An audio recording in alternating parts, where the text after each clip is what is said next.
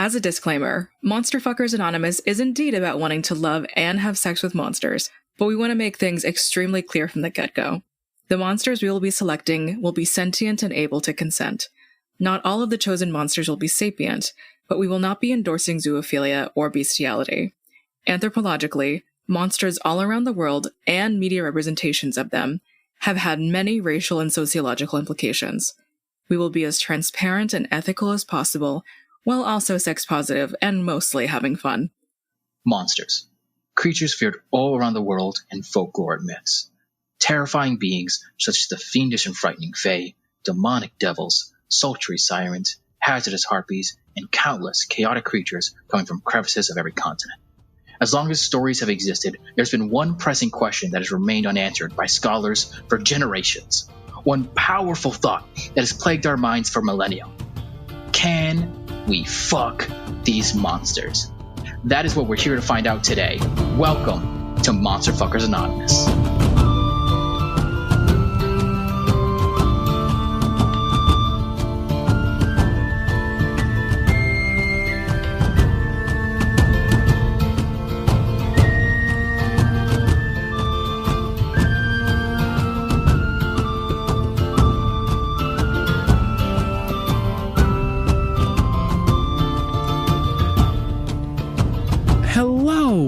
Welcome back to another fantastic, stupendous, wonderful episode of MFA, aka Monster Fuckers Anonymous show. We talk about monsters, talk about the lore, talk about their media representations, and rate on a scale of 1 to 10 on whether or not you listening this post Valentine's Day, eating those expired chocolates from CVS because you didn't get a date, you lonely motherfucker. Oh my god. Whether or not you should be having sex with those monsters. I'm your creature consulting cleric, and with me, as always, is our technical analyst, Joe. Hi, I guess so. So everybody, I'm a little bit bitter. I don't have a Valentine's Day date this year, and I also we're not gonna talk. We weren't able to talk about love on the show, and it kind of just like killed all the joy I have, you know. Yeah, it's not because we were all very tired and not funny that day. No, it definitely wasn't because of the lack of comedy. I'm always funny, always on. Remember that. Always DJ hysterectomy, on. never always done. Hard. Always hard. I'm always straight hard. You're always straight. I'm always straight. I'm always straight. cis. I've never once thought about men. Negative. I've never once thought about men in their juicy buttholes. I've never had a man in any close proximity to my asshole or otherwise. I've never had a man fart on my dick. So, anyways, I think my roommate definitely heard me. So, everybody, after that little bit of a chaotic intro, we're here to talk about some monsters. Just me and Joe today, you know, just hanging out, doing the whole thing. And the topic for today that we're going to be talking about, the monsters we're talking about, is a choice that upset Kez in the way that I threw off the entire production schedule just because I was in a mood. That's literally what happened. I want to pull back the curtain of the MFA curtain. Was Kez and everybody was planning like for this week's episode, and then in the middle of the week I just texted everyone being like, I want to talk about aliens, and then had do you to think throw your off choices everything. matter to us so much that we would have to scramble so hard? Yes, Kez literally has to make a pick. Kez has to pick something like randomly. Kez, and if you already like have a the pick, rest of us, just last minute chooses something from the trenches of our fucking memory, and then that's it. Well, she does have to make a document. That is true. That is like the extra. How about you check yourself there? See, there's a little bit extra things. It's not just picking something and typing it down. A little I note hate before recording. service workers. Where the fuck did this come from? I don't understand the question. So this is your first episode and you haven't ever listened to the show before. Here's how this show works. We pick a topic, this topic being aliens, specifically TV show aliens. I mean, there's a certain TV show I want to talk about a little bit, so that's why we're talking about it. So TV show aliens, I've picked an alien, Joe has picked an alien, and our producer, Kez, who's listening in, has picked an alien. We don't know what she's picked, so it's going to be a mystery that we're going to open up live during the recording. We're going to rate them on a scale of 1 to 10, and whether or not you listening should be having sex with those monsters, and which is the best monster to have sex with. I don't know why I re-explained the show to everybody. I don't know why I just did that, but hey, if you want to send this to a friend, and this be their first episode, probably not the best one, but let's do it. That's kind of the whole thing about a podcast. You just gotta you make it as non-linear and reiterate as much as possible. Well, I mean, there's actual podcasts that have lore. I mean, there's TTRPG podcasts. And if you don't like that, fuck you. Fuck you. All right, Joe, are you ready to jump into it? Yeah. Whose turn is it? I think I go first this week. I think this is okay. Because you went first last week with spoiler Meg. Yes. Right.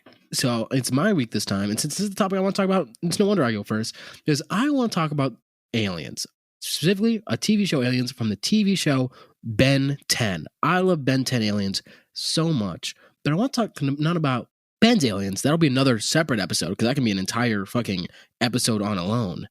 I want to talk about the Ben 10 villain that completely beat the shit out of Ben every single time, and that is my boy Vilgax. A cruel galactic warlord known as the most dangerous being in the universe, Vilgax's singular goal is to conquer and rule all known life. Looming taller than his entire species, Vilgax has conquered 10 worlds and destroyed 5 others. No sentient life form is ignorant of his power-hungry cruelty. If he were ever to obtain the Omnitrix, the universe itself would never be the same. Now, Vilgax is... Smash. Yeah, I'd smash, 100%. He is tall. He is tentacly, for those of you who like tentacles or into that kind of play. One of his arms is just straight tentacles that he wraps up in a gauntlet so he can punch things when he has an actual arm. He's cool. He's mean. And he's clean. He's mean, green, and clean. I couldn't think of another rhyming word, everybody. I'm not a thesaurus. Leave me alone, please. I'm looking at like these different versions of Vilgax. Yes. So let me walk you through. Vilgax has a different version. There's one version that you see from like 1776 when he fought George Washington. Oh wait, yeah, that's right. Yes, there is an episode of an Ultimate in Omniverse. I think that the one that you just posted, that's his pre-mutated form. So he shows up on 1776 to conquer the Earth, but then gets his ass whooped by Ben, who came from the future, and George Washington, the first plumber. Gets his ass whipped, leaves, conquers some other worlds, and then decides to do space steroids and becomes the version that we see in the original series, which is the one It's funny you said plumber, because the first second of my mind flipped to George Washington as Mario, but I realized plumber is also another thing in Ben 10. I'm gonna chop down this cherry tree. Wahoo! Vilgax! Woohoo! Sign the declaration. Vilgax is a whore. He always has to show so much skin and these boots. He has the high-waisted boots. He's got up to the thigh. He's got the Dorito body, tiny legs. Oh my god, he is snatched. He is fucking snatched. You know his pussy go hard. It's writhing in there. This is a transvasc. You know what? Maybe. So Vilgax is cruel. Vilgax is mean. Vilgax is not somebody you want to be hanging out with. He does care about his people. That's something he's known for. He literally sacrificed countless lives or countless other things, his own goals, in order to save his people. The problem is that Vilgax is known to be so cruel and such a piece of shit that no sane person wants to work with him. So he has to rely on using robots and either mentally ill people who worship him or robots. Those cult are the leader. Only two people. Yeah, he's a little bit of a cult leader. Who are people, but he conquers planets. He's literally conquered 10 planets and he's blown up 5. He also, as enough in fact, he's created a black hole and weaponized it just for shits and giggles. He is known before Ben beat his ass. He's known as the universe's deadliest undefeated warrior. Only one other person has ever beat him, and that was Ben's grandfather, Max. So, when you said he created, I did think that you were just going to say he's Korean and then just pause for a second, and I was like, am I just supposed to sit here and take that in? You can take it however you want. No, yeah, Vilgax has always been kind of an iconic TV alien for sure. I think his design is evocative.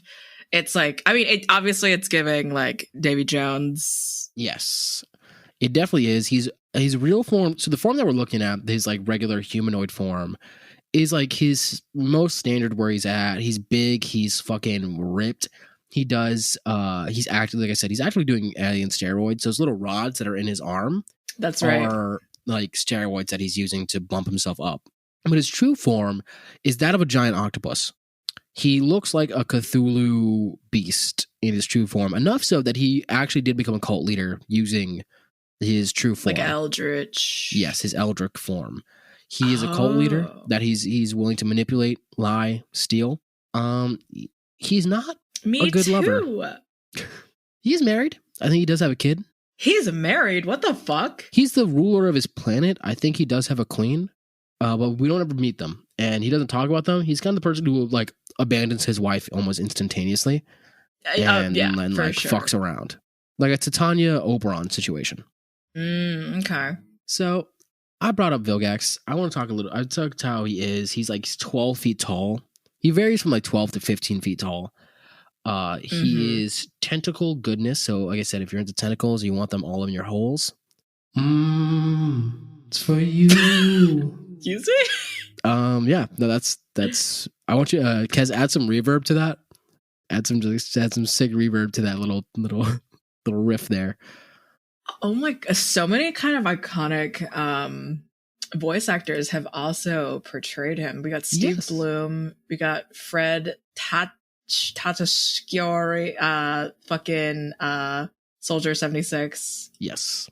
And James Remar. No, I'm sorry. John DiMaggio. Yes. So in the original series, he has a respirator on. And the respirator, that's his original Steve Bloom voice of being very raspy, very much like he's just been augmented. And he's just like, blah, blah, blah, blah. They remove the respirator in Ultimate Alien to give him more of an expressive face. So that's the one where his form, where you could see his face the first time. And that one is, I think you said Fred. And that's where he's more of that's where we see more of his world conqueror. In Ultimate, in the original series, he just wants to get the Omnitrix and beat fucking Ben's ass. That's his whole goal. He's like, fuck you, fuck this kid. I hate, like, this kid beat me once. This kid's grandpa beat me once. So I hate him intrinsically, but I really just want the watch to help conquer the world. But now that you've beaten my ass and now I'm intrinsically tied to you, because everyone's like, hey, if Ben's around, Vilgax is going to lose. Vilgax fucking sucks. But so he's like, now I don't even really want the Omnitrix. I kind of just want to kill you. And one of, I think, is the most iconic things that Vilgax has ever done. And I think it happens in Omniverse, which is not everyone's favorite series. I enjoy Omniverse. It's fine. In one of the most iconic things, what Vilgax does to straight up be like, fuck you, Ben 10, is he gains the power to travel between dimensions and starts recruiting evil versions of Ben and using them as pawns just to ruin the main Ben's life. This is like if Rick and Morty was good. Yeah, a little bit. This is like the blueprint. He then goes to a Ben's world that is like the origin Ben that doesn't have the watch and then blows up the entire fucking universe. He nukes it. Yeah. He doesn't nuke. He like annihilates it from existence and then recruits all the other Bens and he's like, hey, the only good Bens that we have, I want you to beat their fucking asses. Go do it. And everyone is so afraid of Vilgax that they're like, yes, sir. So he gets Ben to beat the shit out of Ben. And I think that's iconic. That's pretty iconic, yeah. Like the amount of vitriol in this one person, like very one-track minded. You really get what you get with this kind of guy. His main focus has always been to conquer the world known universe. That's all he wants to do. And I think that's like his main goal. And the Omnitrix, he can probably do it on his own with more time and effort, but he knows that the Omnitrix is probably the best way to do it because it has the DNA of any alien in the entire known galaxy. So in any scenario, he can turn like all his robots into swamp fires and burn their trees down. If it's an aquatic planet, rip jaws, and they're just gonna rip everything apart. Like he's like, I just need this to be the most effective. But if I wanted to, if I was just like, you know what, fuck you, Ben, you beat me once, you beat me a couple times, I'm just gonna go and do my own thing. He can go do that. When he wasn't focused on the Omnitrix, motherfucker convinced an entire cult of Forever Knights to worship him and then give him the power of an eldritch horror being. Dedicated. He's dedicated. Yeah. So you're getting a dedicated, devoted lover with tentacles, who also hates anyone that isn't him, is selfish, and will probably use you as a fleshlight. And I hope so. So for possibility, I want to talk Oh, this could be a fun situation where, Cleric, you are Ben 10 and Kez is our grandpa and I'm your witch cousin. Gwen? Yeah. Oh, wait, maybe Gwen should be Gwen. I'll be Kevin. So Kez is Gwen. I think I'm Kevin. Gwen is Gwen. You're Kevin 11. And I'm Ben 10. And then Kez is our grandfather. Why'd you age Kez 50 years? And I'm in love with Gwen. And it's weird for you. My cousin? Yeah, because I'm just around all the time. So like it's like me flirting with your cousin who you also work with all the time. You know what? You're right. Yeah, that's true. That would be, I guess, weird if you were hanging out around all the time. Yeah, I guess in this world, I think the possibility we're going to go with is if we were in the Ben 10 world and if there were aliens we know around and kind of known, Vilgax comes to conquer the planet a lot. As long as Ben has the fucking watch, he's coming to the planet and fucking things up.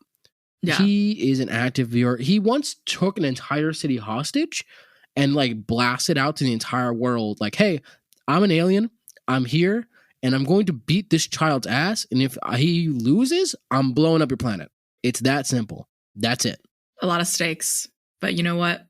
So for a possibility, I don't think he's going to be, unless you're like I'm going to betray humanity for you and get you the watch that you need. And get I'm going to do that. Then maybe. But like he also doesn't like to talk to people. Not many souls hang out with him except for like insane people and robots. Mm-hmm. But he does come to the planet often. I'm going to give this a 6. I was going to go the opposite direction. I was going to go 4 because my kind of philosophy when it comes to like, if it was ever known to me or like I ever figured out that I had a superpower, I would not tell a fucking goddamn person because I am not trying to be on a list. I want to be at home eating lime chips and that's it. That's it? So that's all you want to do? Just eating lime chips in an empty house. That's what Skinamarink is about. But yeah, so you're 6. I'm going to go 4 because I don't know. That's understandable. Now, the next thing, attractiveness. So he is, again. 9. 12? No, he is, again, 12 feet tall. I'm going to describe him. He is tentacled armed. He can turn into an octopus. He's injected with steroids. He is fucking juiced. He is juiced up to the wazoo. He's got a respirator. He's got a sexy voice of just like, I am here to now destroy your planet. Like that. Mm-hmm. That can do something for me. That does some stuff for me. The problem is he is a cruel warlord that enslaved planets and like blown them up. Yeah. So, audience, depending on how you feel about genocide, this could be for you. I don't know. Some of you are weird. Some of y'all excuse some things. And not us who are talking about the current genocider. 7. Okay, cool. That's pretty good. That's the points are minused for... Technically, what I should do is minus a point for each of the planets he blew up, so it's only 5. It's only 5. It's only 5, everybody. Calm down. If you blow up more than 5 planets, then you're considered a monster. But 5 for a universe conqueror, that's some low numbers, I'll be honest. He's kind of lacking the game, honestly. Yeah, maybe he's really focused on a watch. Listen, I know Ray-Bans are cool, but come on. Ray-Bans? It's not a watch, friend. No. So I know Swatch is cool, but come on. Some fucking an AP or a Rolex, like a Gucci watch. Does Gucci make watches? Sure. I don't know. Maybe, probably. I'm not a horologist. What the fuck is that? A clockmaker. That's what it's called. I thought it was a clockmaker. It's just called a clockmaker. What is a horologist? Sounds like somebody who studies hemorrhoids. A person or company who makes or repairs clocks and watches. A clockmaker. You can call it that. So yeah, why do you call it that? I call it a horologist because you could also call it a horologist. That's not a real word. What's the next one? Audacity. Okay, pretty audacious. It's really audacious. Again, he's known as the deadliest creature in the entire universe. He conquers planets. He's made a black hole. He beats up children for fun. He finds a 10-year-old child and says, I now have beef with you. He's like every middle school teacher. I was like, I was sitting on that, and then it processed like, what happened to you? There are three sort of vectors to this for me, which is obviously we're going physiology, personality, as well as just horrible shit that they have done. Mm-hmm. And I'm down with the physiology. I'm down with the personality. It is obviously the war crimes that sets him back. Oh my God. Everyone gets hung up on war crimes. Wow. So this might be, I think this is a 4. You know what? That's reasonable. I think I'll echo a 4. I will echo a 4. He has done crimes, everybody. I know. Sometimes your baby girl does crimes. And Vilgax is my baby girl. Sometimes your baby girl does something worse than a felony or several felonies. It's intergalactic genocide. So, yeah. But who hasn't? What do you mean? Anyways. Parental acceptance. Honestly, this might work out a little bit, though. What? With parents. How? Because he's like an entrepreneur, he's like self-made, he is driven, and he is very decisive, and everyone knows what he wants, essentially. It's like, oh, maybe he just wants a nice watch. Yeah, if you are able to swing it like, hey, this is my tentacle boyfriend who like sticks it up my ass, but you know, he doesn't want to watch. Tell your parents that. You don't have to tell your parents that. If you're honest with them. If you're like that with your fam, then... Yeah. Listen, if you like talking to your fam like that, 100% open up. Oh. But what? Open up? Yeah. Open up. Okay. Or yeah, relax. Yeah. What are you thinking? Why are you twisting my words? What are you thinking? What are you thinking? Yeah, I don't know if parental acceptance, this is not happening. He's like fucking, he was like, yeah, no, his whole purpose in life is to, you know, colonize and get a watch. Yeah. One of those things is worse than the other, and it's the watch. To a degree, yes. This is my boyfriend Vilgax. He in his free time, he likes to go out, he likes to explore. He also likes to beat up a 10-year-old. And he's been trying to beat up that 10-year-old for the past 8 years. Unsuccessful, but he's driven. Long. So he's been beating up this 10-year-old. So now the 10-year-old's 18. So good for you. Good for him. Good for him. 2.5. 2, yeah, the 2. I was just going to be a straight 2.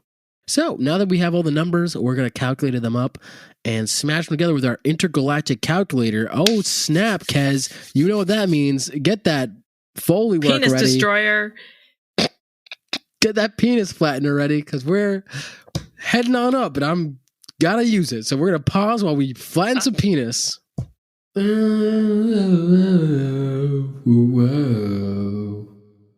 Kaz here, and I've got more news than usual, so I'll try to make this quick.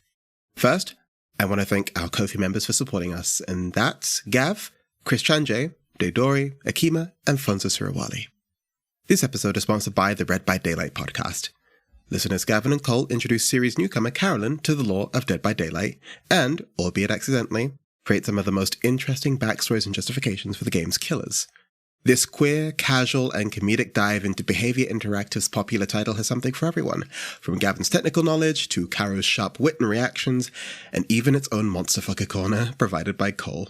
It's a fun and easy listen. You don't need to know anything about Dead by Daylight to have a good time, so be sure to catch it wherever you get your podcasts. That's READ by Daylight. On February 25th, we're streaming First Bite's new DLC, Bad Blood, on twitch.tv/namelessdomain. Cleric and Joe will be joined by Gwen, our new social media manager, as we try to raise money for mutual aid for a podcaster in our community. You can find more details and our target goal at ko-fi.com/monsterloverpod, or go to our Twitter at monsterloverpod. Finally, we're changing the intro and outro song for the show. We want a new energy, so as of our next episode, we'll be playing something a little different. We hope you like it. That's all from me.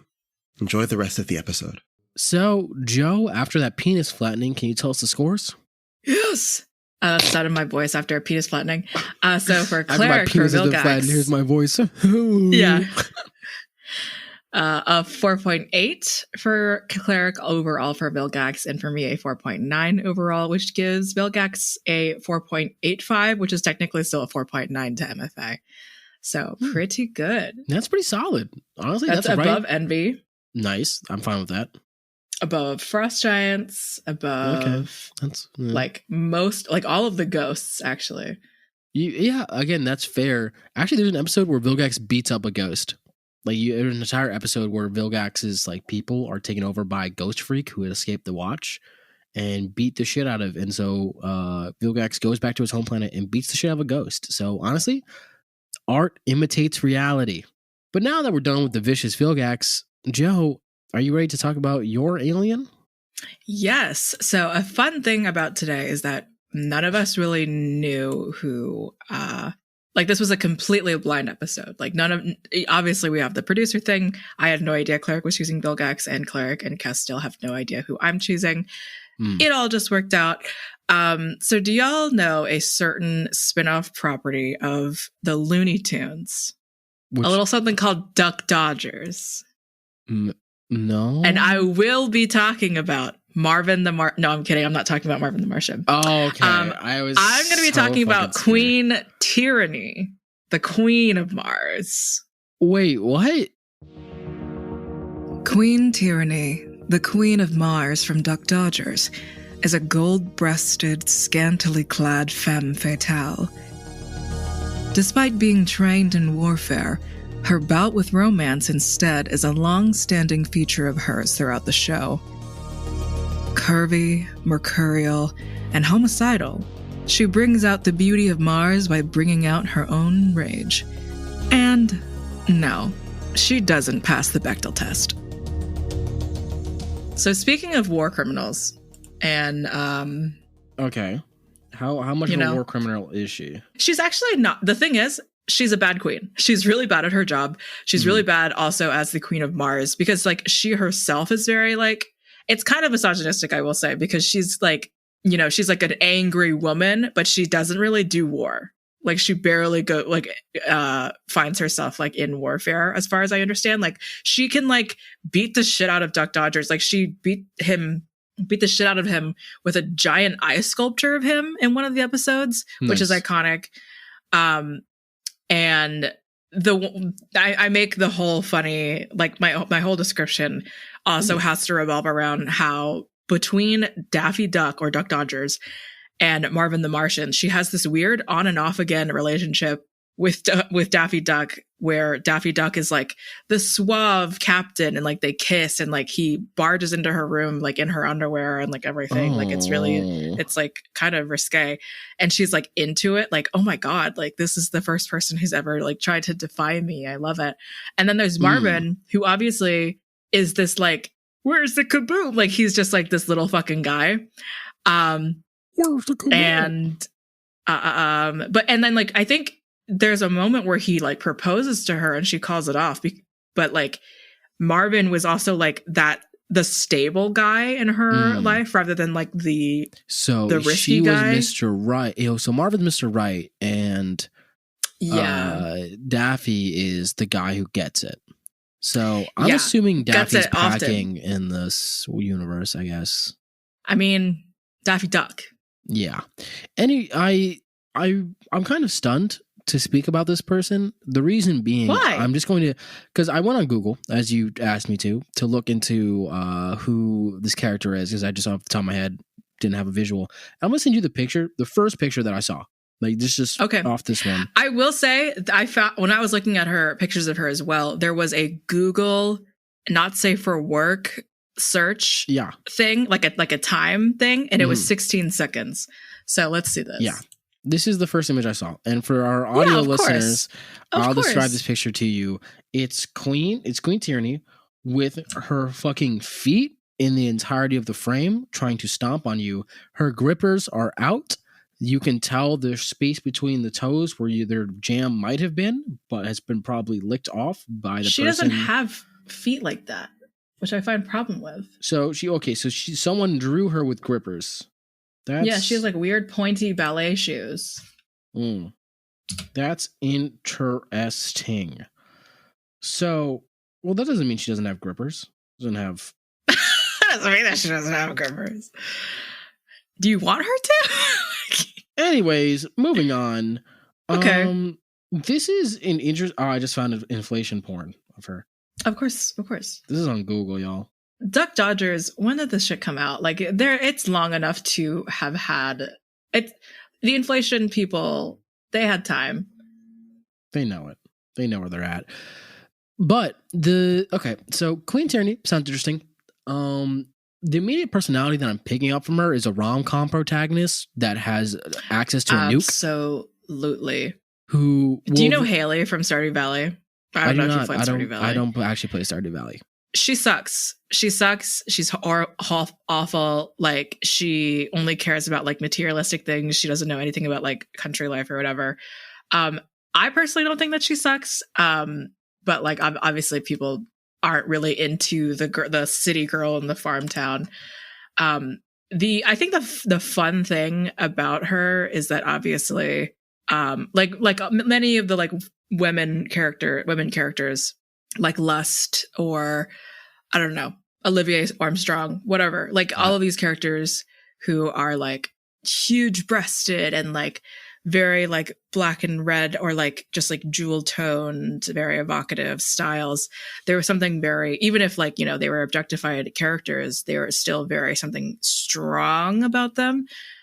So I identified with her in the way that I wanted to be her most of the time.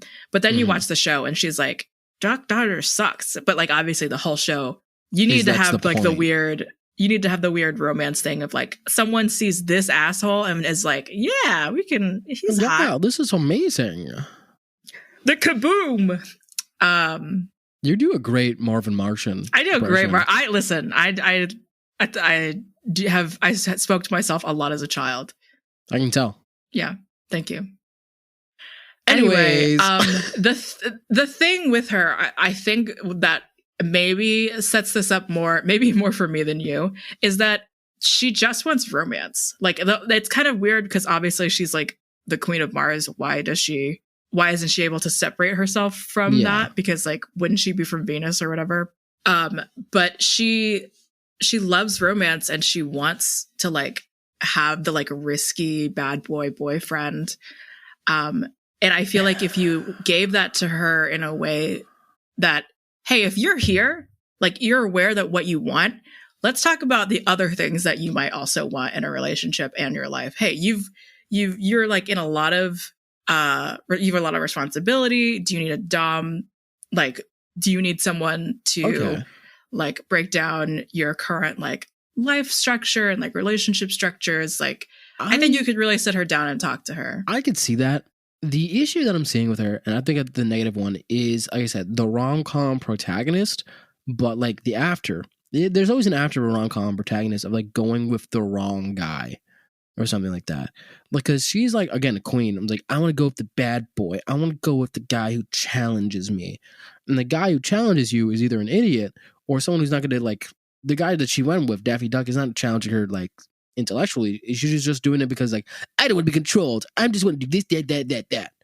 So that could also be a problem if she wants to be the controlling one in the relationship with Marvin. It was like, you're doing this for me now. You're doing that. You're doing this. You're doing it. So if you're somebody who likes someone to take charge, then she might be for you. But if you're able to like be too much of a bad boy and be non-committal with her, then she's a switch. You know what? I think that's the best way to go about it. She's a switch. Yeah. But she's also a switch that has a nuke. I think that's something we got to talk about. Or a space laser. Several nukes. Nukes in her bras. Nukes in her titties. Her titties. Nukes in that chastity belt she has. Her fucking tits are nukes. God damn. Have you seen them? Bazonka wonks. They could be bigger.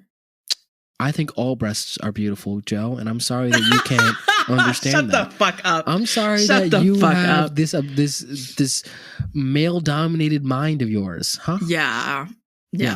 Sickening.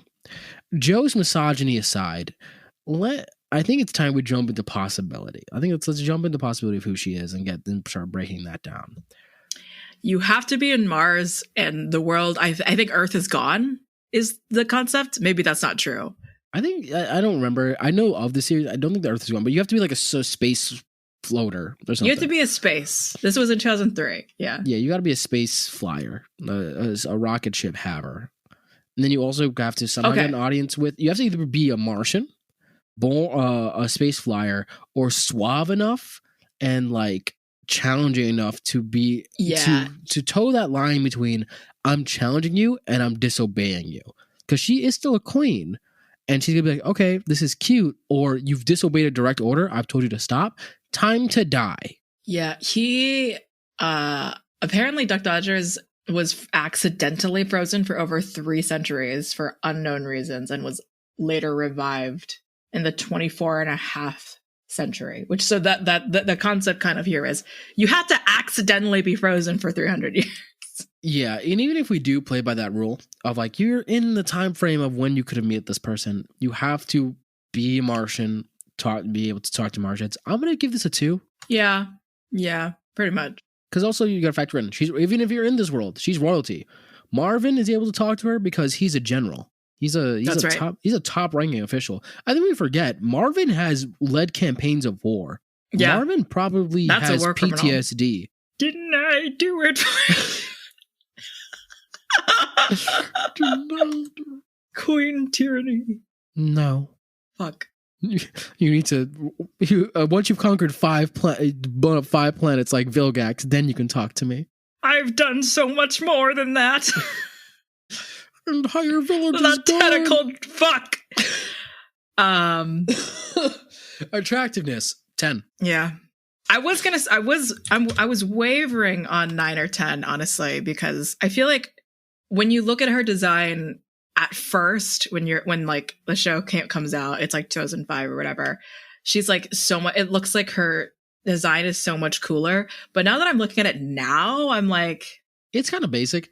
It's not too crazy. It's basic. Like for some reason, it's like Egyptian-ish or something. Like I don't know where their influence really came from. There's like a clear, I think, Orientalism kind of going on with some of the designs, or like Swanamina kind of influence or whatever. So just the design itself, I love her. Would love to give her a 10. My heart says 9 though. I think I'll change my actual answer, like from the funny one. I think I'll give this an 8. The reason being, like you said, the design itself is pretty basic. I think like if we're just going off not fan art and just going off like that original one, it's not anything to write home about. It's hot, but not anything like. She looks like a side character, you know? Yeah, she doesn't really look that she doesn't look that interesting, but she's still hot. Like you can tell they made her like sexy.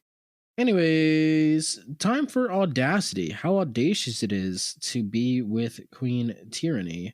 I think it's pretty fucking audacious.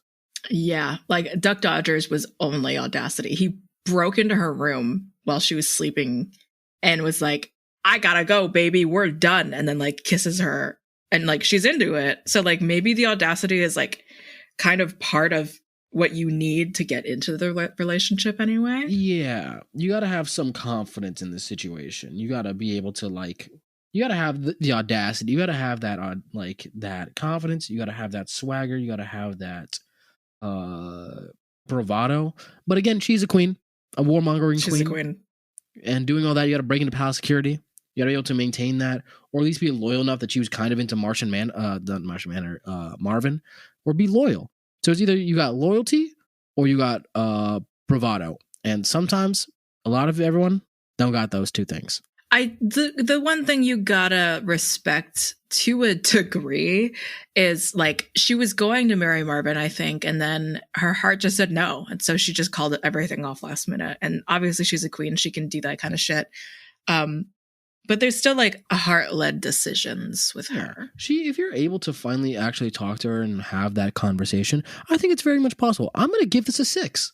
I wasn't going to go that far. I think she's open to love. I think she's open to conversation. She is open to love. That is the one thing. And I feel like if you came to her planet to be like, hey, I came here because I want to try to fall in love with you and like make your life better, I think she would be super down with that. I'm going to give her a 5. Parental approval. Would our parents approve if we brought Queen Tyr'ahnee home? It's a similar Vilgax situation, I think. It's like she could seem a certain way. Yeah. However, I didn't know if you were going to say something. I don't think it's a good idea. I don't think it'll work out between the parents. I think she is someone who is, from her personality, is like, I'm a queen. I'm not. Why am I meeting your parents? Fuck off. Especially if you're going by the bad boy angle. If you're going with the I'm trying to be a captain, then of course she's not gonna be. She's gonna be like, why am I meeting your parents? Why are we doing these traditional things? I want to like go out and have fun and be reckless. Like, fuck responsibility. I don't want to meet your parents. Fuck them. Or it's like, if it's the loyalty one, then she's like, you've been loyal to me. You should only really focus on me. I don't have to meet your fucking parents. You work for me and you eat my fucking pussy out. So you don't need any of this other shit.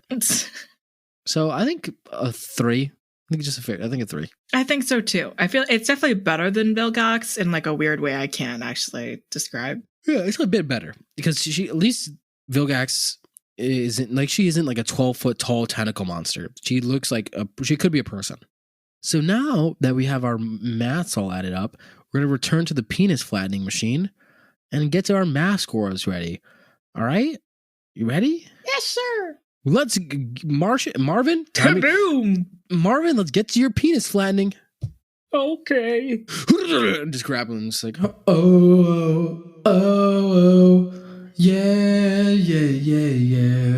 Whoa. All right, Marvin. Now that your penis has been flattened, we're gonna read off the scores for your queen, Joe. So the both of us got a 4.8 actually for our overall. So that does leave Queen Tyr'ahnee with a 4.8. Wow, a clean one. A little bit less than Vilgax though. She's like right behind it. I guess being a warlord and a genocider gets you a little bit more points in our books in this show. I have to admit, I think Vilgax would somehow pass the Bechdel test over her.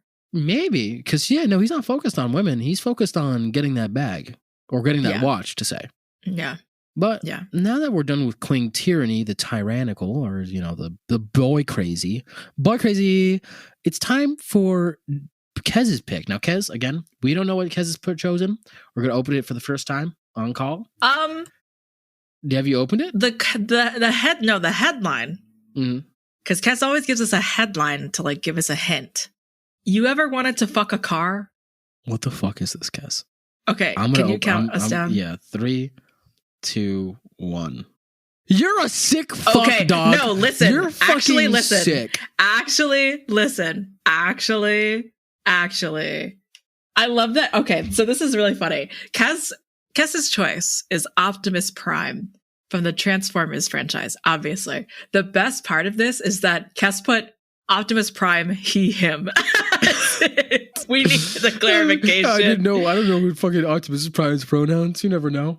I wanted to do a whole Transformers episode, so this is funny. This is a good way to get him. I mean, this is kicking it off. This is kicking it off very well. This is a good way to get rid of him just straight up. Yes. So let's get right into it. Optimus Prime is the stern yet reliable leader of the Autobots from the Transformers franchise.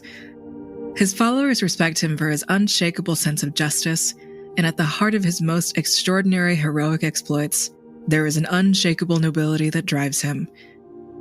His unyielding nature is rivaled in strength only by his colorful metal body, but he's malleable to kind-hearted, good-natured people, a trait his enemies have exploited time and time again. The leader of the Autobots may be the straight-laced bore in a large cast of characters, but he's dedicated to making the world, your world, a better place. And think about the truck nuts. I forget that the Transformers are aliens sometimes. That's the whole thing. That is the whole thing. I forget that too, that they had because the whole origins that they come from Cybertron, another planet, they come down, but it's because they're so intrinsically tied. Yeah, the word I'm looking for is tied. And it's just because they're tied to cars and planes and trucks that you sometimes forget. Right. Like, those are modern designs of cars and shit. Like when you do the Michael Bay movies, motherfuckers are driving in Teslas. It's like a fucking Ford, like a Kia Soul. If I see a Kia Soul whip out a gun, I'm fucking losing my mind. Are you telling me Elon Musk is the president god of whatever the Transformers planet is? Like, no, I don't want to hear that. Actually, it's Stanley Tucci. So Is this part of the Michael Bay movies? This is part of the Michael Bay movies. I'll be real. So Stanley Tucci is introduced as a scientist, and what he does is I think in the third or the fourth movie he's introduced.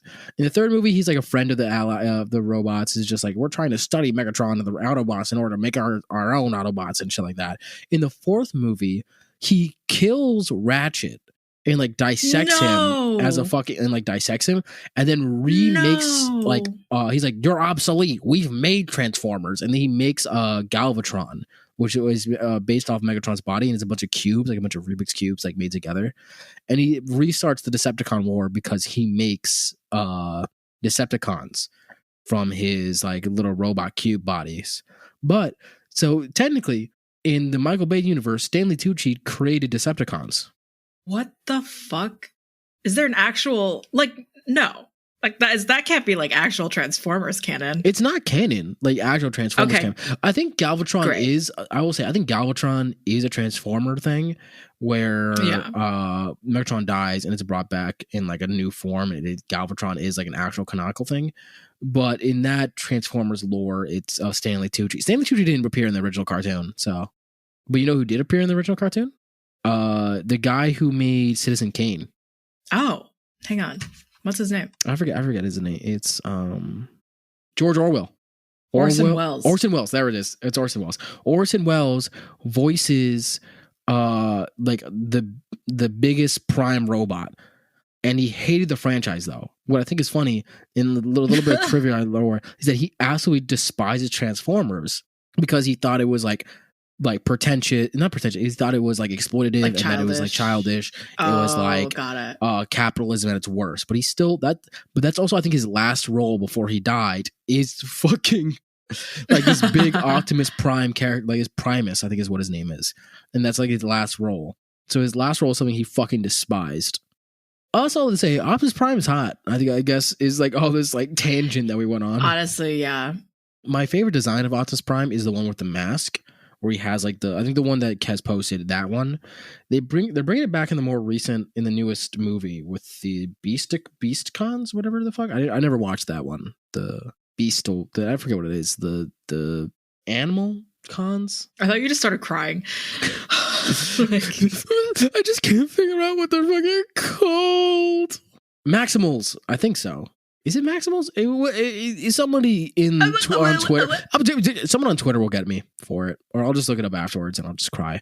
But yeah, so Optimus Prime's design, I think with the mask, is super hot.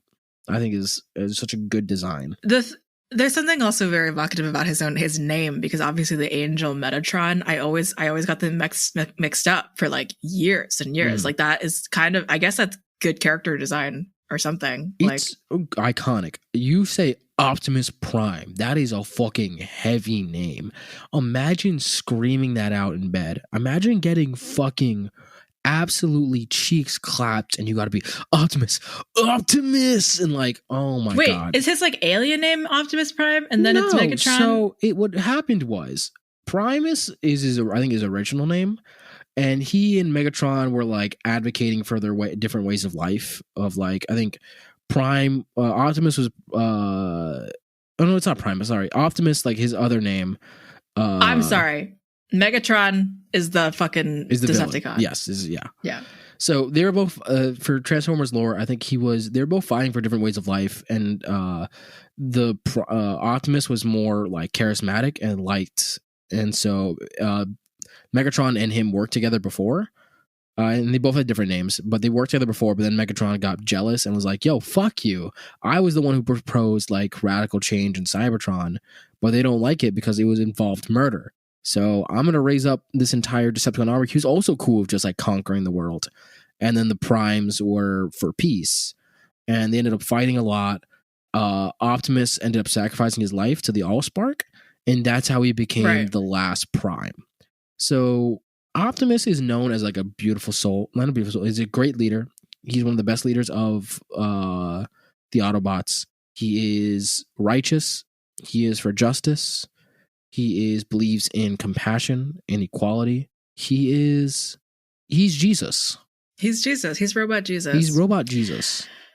There's something about like leader, like not necessarily main characters, but like leader, like like royal type, king type characters. And thinking about dating them, because it's like, what makes them crack? Like, that's so interesting to think. Like, even though I don't find Captain America or like Superman very interesting, thinking about them in like a romantic kind of like people's headcanons about that has always been way more interesting than their actual like personalities. I think it's interesting. Like, if we were comparing Optimus Prime to Superman, Superman has a great love life, genuinely, with Lois Lane. Like, they have kids together. They have like, they're really, the first woman he sees falls in love. Exactly. You know, that's how you gotta do. He's a farm boy. He's Kansas farm boy. I think, would Superman count for this show? Because he's technically an alien? Yeah, I guess so.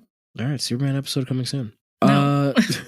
Superman only episode? Superman only. Only Superman. We're only going to talk about Superman for an hour and a half. We're going to do the different types of kryptonite Superman. So I'm going to do pink kryptonite, which is the gay Superman one. I will do black kryptonite, where he becomes a murderer. Sounds good. And then... Anyway. Dealer's choice for your kryptonite. Anyways...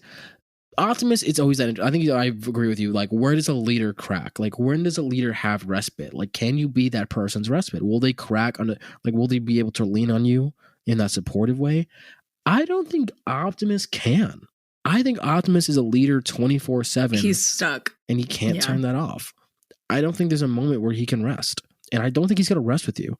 There's something kind of attractive, though, about, like, quote unquote, forcing him to, like, rest with you. Like, oh no, I'm so tired, I'm just gonna lay here, and he's obviously all over his work or something. I think that would be that type of dynamic I'm like obsessed with. It's like that, it's this person is seen as a pest, but like it's actually like, hey, I'm trying to get you to stop working. I'm trying to get you to rest. I'm trying to get you to breathe. I'm trying to get you to do this. But I think Optimus wouldn't go for it. I think he's a rigid type. I think he's like, listen, no, I can't. Wouldn't he kind of like I feel like he would be that, but wouldn't he kind of be like, okay, or like the relenting is kind of cute. Yeah, hold on, let me clap your cheeks real quick, but then as soon as I'm done, I'm gonna go back to I gotta go back to doing some paperwork and making sure that my race of people doesn't extinguish. But I will clap your human cheeks, though. I think this is my ideal man. Is it? I have commitment problems. Don't worry. Optimus Prime? Yeah. I get that. It wouldn't be my first choice for Transformer to fuck, to be honest. Mine would be... No, I love Jazz. Jazz is my favorite Transformer. Jazz is great. I would do Soundwave. Cool. Soundwave. Possibility. The Spotify poll for this is gonna be crazy. I don't fucking know. It's Optimus Prime is winning. Optimus Prime is absolutely winning. Optimus Prime is winning simply, but also I think it's just wild that there's these three options are just stacked up against each other. Oh, war criminal. Jesus. Robot Jesus. That actually, Kez, that's how I want you to stack it. I want you to do war criminal, failure of the Bechdel test, robot Jesus. Those are the three options. Yeah. Honestly, it's actually kind of, that would be a cute idea, just production wise, of like not actually naming the creature and just vibes alone. Just like the vibes that we came up with. That might be the future what we do. Who knows? Do we want to? I think we should jump in. We could jump into possibility on that. I think we got time to talk about all that stuff. Possibility? I think it's pretty high. He's on I think Earth. So too. He's actively allying with humans. He drives a truck. If all it takes is for you to be Shia LaBeouf, who is a college student, he bought with a like car. Weird ancestors. If people buy cars. This is so possible. But Optimus Prime is a truck. People don't buy trucks. Oh, that's true. But if you buy a car who ends up in Optimus Prime's like coterie, then like and maybe if we're going by a lot of Transformers medium, they interact with humans all the time. They get like hanging out with humans and different humans all the time. There's like they fuck humans. 8 different series, probably fucking lubed up dicks. I don't know if they fuck humans. I know they fuck each other, but yeah, there's gay Transformers. Oh yeah, there's canonical gay ones. Yeah, in the movie, didn't they showcase the 2 gay ones? I'm not a big fan of the movies. Or were they brothers? I think they were brothers. If you're talking about the 2 Kia Souls in number 2, they were brothers. Yes. Okay, never mind. They were both played by SpongeBob, Tom Kenny. I think so. Yeah. And didn't Tom Kenny? He was doing AV. Yes. Oh yeah. 100% he was. The 2 Kia Soul ones. There's a reason they didn't return from any other movies. It's because they were fucking hard stereotypes. And Kia Souls, Like one of them, I think, had gold teeth, and they were doing Yeah. and it was weird. And they also were climbing on a giant robot's balls. 2 is a great movie. I do remember it being pretty fun. But it's a fun one. I think Transformers movies are fun if you turn off your brain. And that's what you have to do. Like, I'm not watching a Michael Bay movie for plot. I'm watching to watch giant robots fight each other. And Michael Bay probably has one of the funniest scenes in all of cinema. We're gonna go on a tangent real quick. This whole thing is about a tangent, but I'm gonna go on a tangent real quick. Michael Bay, I've seen on TikTok a whole bunch recently, has one of the funniest scenes in cinema because no human being should have written this scene. It's in the 4th movie, the one with Matt Damon. I think as soon as I start describing it, you will know the scene if you've seen the 4th movie. Oh, Kez immediately got it. Kez got what the exact scene I'm talking about. I don't even know. Is Matt Damon goes to confront his daughter's boyfriend at a bar and is like, you are 16, she's 16, you are 18.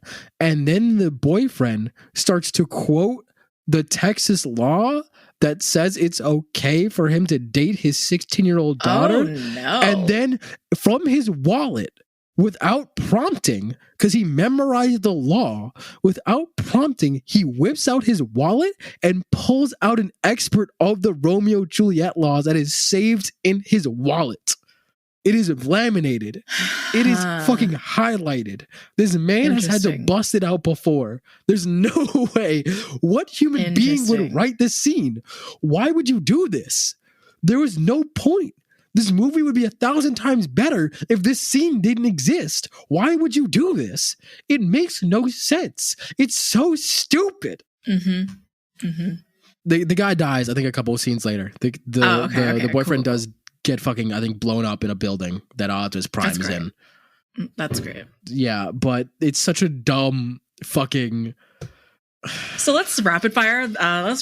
These these scores. Yeah, we can cut that whole tangent out if we need to. No, keep it in. I love it. Possibility. I'm gonna go with 6. I was gonna go 7, to be honest. 7. He interacts with humans so often. All the Transformers do. Got it. And if we're considering this with a world with Transformers regularly, yeah, you see them on the news. You can definitely, like, if you side with humanity, you're gonna. Oh, do they mostly like coexist in most cases? No, usually the government's hunting them down while they defend humanity from the Decepticons. Mm-hmm. So it's like humans are hunting us, but we still love humans because humans are good and protect us, and Decepticons are trying to completely terraform your planet into. Yeah, going back to the Metatron thing, it just sounds like Megatron is like Lucifer and Optimus Prime is like Gabriel or whoever the fuck. Like, he's Jesus. It's just angels and devils. Yeah, basically. But he is Jesus. Robot Jesus. So possibility 7. Attractiveness 10. I mean, I'm gonna say 9, but 10 is valid. 10 is valid. Hot. I'm not gonna sit here in front. I'm not gonna sit here and fucking pretend that Optimus Prime ain't fucking. I know he's packing. Yeah. You got those truck nuts. Truck nuts. His exhaust is fucking wild. It's pretty audacious. He's Robot Jesus. He's the leader of men. He's the leader of Autobots. Yeah, you do have to really go out of your way to prove that, like, I'm in the cause and not just your dick. And I'm like, and then also trying to convince him to have sex with you. And as a human and a robot, I don't know if he'll think that's an affront to nature. So he seems like a conservative. What? What happened the whole time? Why did we go this way? No. I mean, like, I feel like he's conservative in the way of, like, I'm not having sex before marriage, or like you're my subordinate. I'm not going to, if we're working together, I'm not going to have sex with you, kind of thing. I think it's like that. Not that he, like, we're gonna stop there. 7. I'm gonna go 5. Okay, I think 5 is fair. Parental acceptance is high. Oh, parental acceptance is very high. Robot Jesus. I think 8 for me. Even if he's meeting his parents, your parents are gonna be proud of him. He's a freedom fighter. He's somebody who's fighting support. And then if he even had a human form and he was talking to your parents, he's a leader of men. He's a car that drives itself, and my parents don't trust me driving, and neither do you. Yeah, no. Again, another tangent. Joe, me and CJ, Scholastic Dragon, don't trust Joe to drive. We were on like an 8-hour road trip, Misogyny. and Joe was not allowed to touch the wheel, even though me and CJ were passing out at the wheel. Like, we should not have been driving. Yeah. And Joe So was it should have unconscious. fully been me. I had more of a chance for us to nothing bad happened, obviously. I was coming down from being... I had a AAA card and everything. I was coming down from being drunk. It was a fucking wild time. You had 45 minutes of sleep. I had 45 minutes of sleep and was coming down from like 8 beer. You're so stupid. Give me that parental acceptance score. I didn't drive drunk. I want everyone to know that. I sobered up and then drove. I want to make that very clear. Yes. Yeah, I'm gonna give this a 6. Actually, I'll give this a 7. I'll do a 7. This is gonna be a producer pick win. Good job, Cass. Yeah, Cass, this is great. I think this is a phenomenal episode. The phenomenal pick for this one. Well, let's get... I don't know if Optimus Prime can go into the dick flattening machine, but we'll give it a shot. And we'll crank it up. He is the dick flattening machine. Oh my God, that's been it the entire time. He's been here. We've been tricking you, everybody. He's been here the whole time, flattening dicks for us. Optimus Prime, why don't you tell us the score? Pause for math. Oh,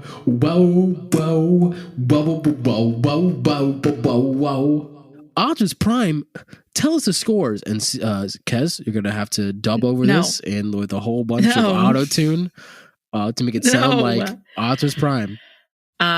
So for our last and our winner for this episode, Optimus Prime, Cleric with an overall of 7.3, me a 7.5, which gives Optimus Prime a 7.4. That's pretty good. Which is incredible. That's like top 10. 7.4 is the same as Quetzalcoatl. Fine with me. Above, honestly, a lot of people. Just everyone so far. Yeah, I think that puts it in like one of the highest ranking monsters that we have. Because I think the highest ranking monster we have is like 9. Top 10, I think. Yeah, it is. Yeah, I think that makes Optimus Prime top 10. Beautiful. And then what are the other two scores? I think it's you lose this episode, so Vilgax, right? I do lose at this episode. Vilgax got a 4.9 and Queen Tyr'ahnee with a 4.8. So that goes, I think this goes to show you're less desirable if you desire men. Do more war crimes. If you don't pass the Bechdel test, I don't know. Think about it. Maybe blow up a planet or two, and that'll get you higher on our list. Either be the savior of an entire race or blow up planets. There's no in between. Okay, so anyway, I hope y'all had a Valentine's Day.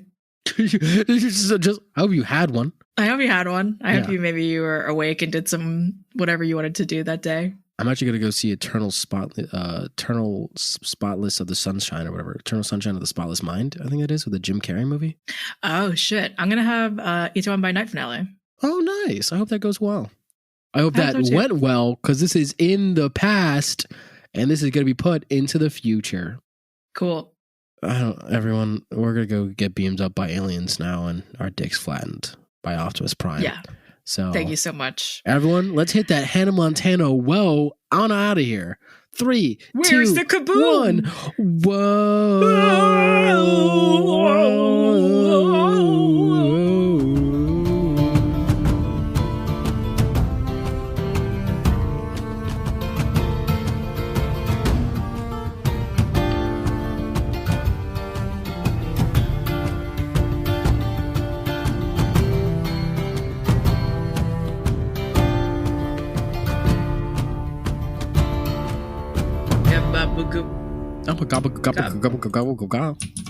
I saw Can you introduce yourself? Oh my fucking God, that's not the intro to the show. I need you to know it's not.